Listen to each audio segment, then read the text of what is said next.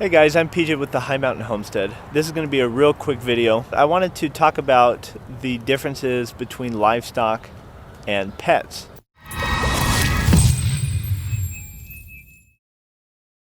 I feel like most people in the world that don't grow up in a farming or rural background kind of think that homesteading or farming or ranching is cruel to animals, and I disagree with that.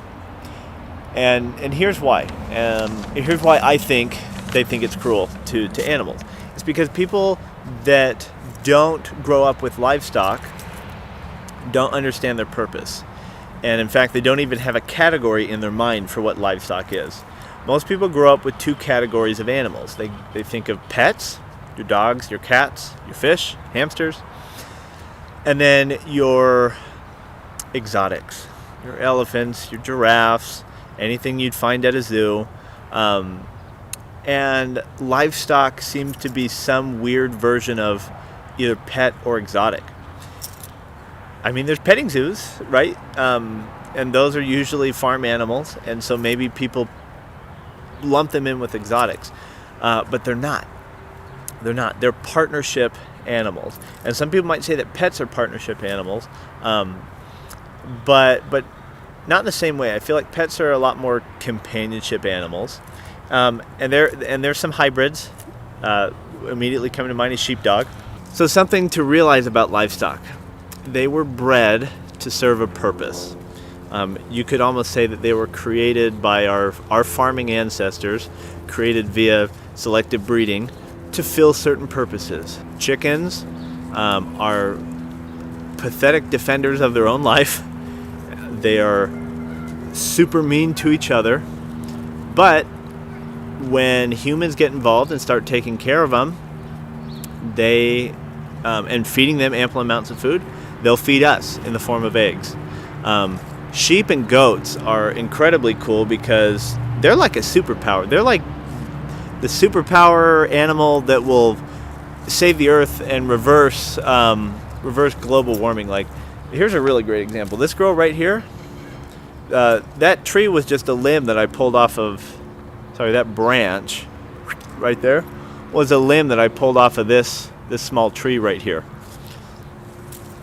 And they've been eating the leaves. You can see some leaves are still left. They can eat leaves, weeds, roughage, all sorts of things that people and many animals frankly just don't eat. And then they fertilize it in their rumen, and they poop it out, and they leave this amazing goodie bag of probiotics for the earth that creates better soil. Then that soil powers grass to grow, sequester carbon out of the air. You can see I'm really passionate about this. This is not why I made the video, but livestock serve purposes, right? And we as humans are basically there to take care of them as they're serving that purpose, because as they serve a purpose to us, ideally they're serving a purpose to the earth as well. That's what regenerative farming is. I was talking about chickens a second ago and how chickens they're great animals, but they can be really pathetic at the same time. I don't think they'd last, a day out in the wild, maybe not even a few hours. And so we serve a symbiotic relationship with them. We provide, housing for them, and in return and feed for them. In return, they feed us. And also we use them as composters, which is great. They help build compost for us with their poop and their scratching.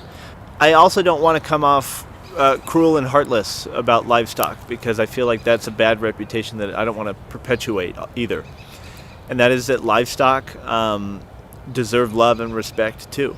I don't love them the same way that I love a pet, but I love what they do for my family. I love taking care of them.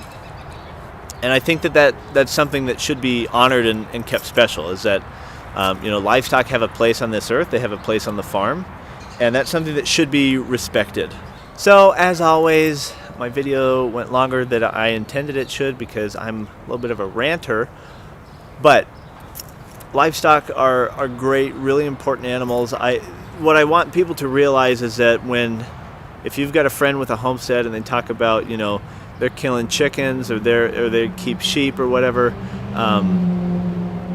Yeah, sometimes we kill the animals that we love, and it's complicated, it's hard, but it also creates more respect for the animal as well. So livestock, absolutely necessary for planet survival as well as our survival, if they're treated respectfully, and if they're allowed to do what they were meant to do.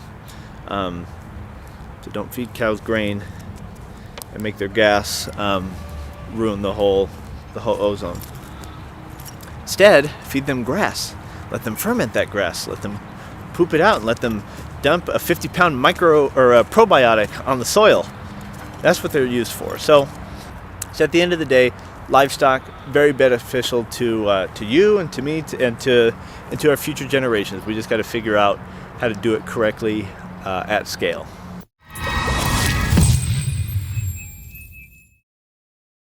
So hey, thanks for watching the video. Again, it ran a little bit long, but important stuff. If you enjoyed what you watched, please subscribe. I love talking about this kind of stuff. But until next time, I'm PJ with the High Mountain Homestead. Thanks for stopping by.